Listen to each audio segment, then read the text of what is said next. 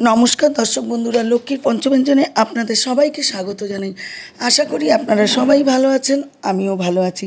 আজকে আরেকটা রেসিপি নিয়ে চলে আসলাম, ডালের বড়া দিয়ে লাউ শাকের চচ্চড়ি। আপনারা খেয়েছেন কিনা আমি জানি না, হয়তো বা খেয়েছেন। একবার এইভাবে আমি যেইভাবে করছি এই স্টেপগুলো দেখুন, এইভাবে তৈরি করবেন। ভাত রুটি কিচ্ছু লাগবে না, মনে হবে শুধুই বসে খেয়ে নিই, এত সুন্দর হয় এই তরকারিটা। আমি এখানে কিছুটা মটর ডাল ভিজিয়ে রেখেছিলাম, সেগুলো অনেকটা না, সেখানে আমি ডালের বড়াগুলো একটু কড়া করে ভেজে নিলাম। এখানে কালো জিরে আর শুকনো লঙ্কার সম্বার দিলাম, আর কিচ্ছু দেবো না। কুমড়ো, বেগুন, আলু সব আমি দিয়ে দেবো এর মধ্যে, দিয়ে দিলাম। দেখুন, এবার ভালো করে এগুলো একটু ভেজে নেবো আমি সুন্দর করে।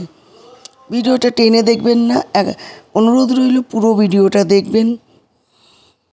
পাশে থাকা বেল আইকনটি ক্লিক করে দেবেন, তাহলে সবার প্রথম নোটিফিকেশন আপনার কাছে চলে যাবে। এখানে ডাঁটাগুলো দিয়ে দিলাম, লাউ শাকের শাক আমি দেইনি এখনও, পরে দেবো। আমি এর সাথে কষিয়ে নেবো, লাস্টে শাকটা দেবো। দেখুন আমি সব ভালো করে নেড়ে চেড়ে নিচ্ছি। যারা শাক পাতা ডাঁটা খেতে ভালোবাসে তাদের জন্য তো একদম সেই হবে। এখানে আমি কাঁচা লঙ্কা, আদা বাটা, হলুদ দিয়ে দিলাম, আর একটু জিরের গুঁড়ো দিলাম, আর কিচ্ছু দেবো না আমি। দেখুন আমি ভালো করে এবার কষিয়ে নিয়ে ঢেকে দেবো। দেখুন এবার একটু আমি নাড়াচাড়া করে মশলাটা কষিয়ে নেবো, যাতে মশলার গন্ধ না হয়। আমি ঢাকনা খুলে নিলাম, নিয়ে আমি এখনও কিন্তু জল দিইনি এর মধ্যে। দেখুন কষে এসছে প্রায়। এবার আমি শাকগুলো দিয়ে দেবো, লাউ শাক পুরো আমি দিয়ে দিলাম। আমি উপরে একটু লবণ দিয়ে দিয়েছি যাতে একটু মজে যায়। লবণ তো আমি আগে দেইনি, তাই লবণ দিয়ে দিলাম। দেখুন সব মজে গেছে। এবার আমি ভালো করে নাড়াচাড়া করছি, আবার ঢেকে দিলাম। ঢেকে রান্না করব। পরে আমি একটু গরম জল দিলাম, যেহেতু বড়াগুলো আমি দেবো, তো বড়া পড়লেই চট করে জলটা টেনে নেবে।